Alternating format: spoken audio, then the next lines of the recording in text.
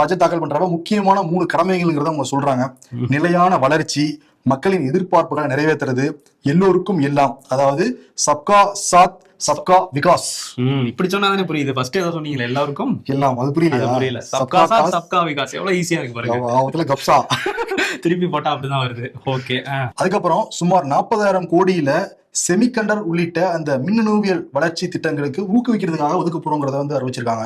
அதே மாதிரி ஜவுளி தொழில சர்வதேச நாடுகளோட நம்ம போட்டி போடணுங்கிறதுக்காக பல திட்டங்களை நாங்க கொண்டு வர போறோம். குறிப்பா அந்த புதிய மெகா ஜவுளி பூங்காக்கள் எல்லா பக்கமும் அமைக்கப்படும் அப்படின்னு ஒரு வாக்குறுதி கொடுத்திருக்காங்க. அதே மாதிரி இளைஞர் சக்தி 2020 ஆண்டுக்கான பட்ஜெட் இளைஞர் சக்தியை அடிப்படையாக கொண்டது அப்படின்னு சொன்னாங்க. இது யுவா சக்தி அப்படிங்கிறது வச்சிருக்காங்க. இளைஞர்கள் நம்மளை மனசு வச்சாதான் பட்ஜெட் தாக்கல் பண்ணிருக்காங்க நிர்மலா சீதாராமன். என்ன சொல்லியிருக்காங்களே தவிர உள்ள போய் பார்த்தா டீப்பா டைவ் பண்ணா ஒண்ணும் இல்ல இதுல. சரி, ஓகே. அதே மாதிரி அதிவேக ரயில் திட்டங்கள் தான் இந்த இதுல நாங்க ரொம்ப ஹைலைட் பண்ணி சொல்லிட்டு இருந்தாங்க.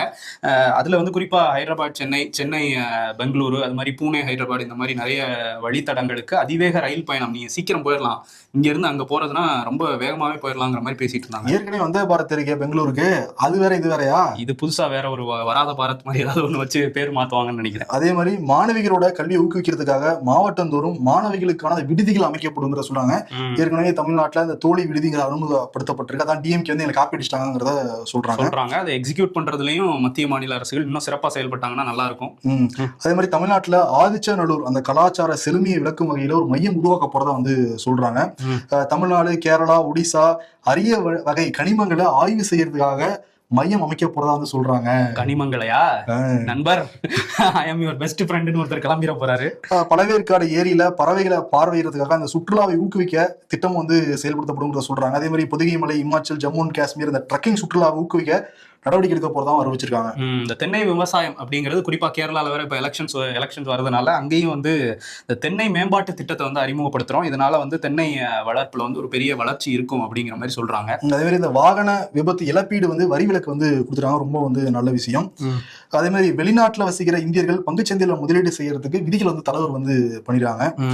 மகளிர் அவங்க நடத்துற நிறுவனங்களை ஊக்குவிக்கிறதுக்காக ஷீமார்ட் சில்லறை அந்த வியாபார கடைகள் அமைக்கப்படுங்கிறத சொன்னாங்க. நமக்கு இப்ப நாட்டுல உள்ள பெரும்பாலான மக்களுக்கு போன ஆண்டு வாங்கின சம்பளத்துக்கும் இந்த ஆண்டு வாங்கின அந்த வருமானத்துக்கும் பெரிய மாற்றம் கிடையாது அப்படிங்கறத மனசுல வச்சா என்னன்னு தெரியல. அந்த வருமான வரி உச்சவரம்புல எந்த மாற்றமும் கிடையாது அப்படின்னு சொல்லியிருக்காங்க. புதிய வருமான வரி சட்டம் ஏப்ரல் 1 அமலுக்கு வரும். அது வந்துருச்சுன்னா அவ்வளவுதான், ஈஸியா நீங்க வருமான வரி தாக்கல் பண்றதுல ஆரம்பிச்சு எல்லாமே அந்த விதிகள் எல்லாமே எளிமையாக்கப்படும் அப்படின்னு இருக்காங்க. முழுக்க அந்த நியூ ரெஜிமுக்கு போயிடுவாங்கன்னு நினைக்கிறேன். ஏற்கனவே 12 லட்சம் ரூபாய் இருக்கு. வரி சலுகையோட சேர்த்து 75,000 ரூபாய், 12,27,000 வருது. நிறைய பேர் வரி சலுகையை கொஞ்சம் அந்த வரி கழிவை 1 லட்சமா மாத்தணும்லாம் கேட்டிருந்தாங்க. மொத்தம் 13 லட்சம் வர மாதிரி. பட் அதெல்லாம் பண்ணல, அது இருக்கிறதே தான் அப்படிங்கறது சொல்லிடுறாங்க.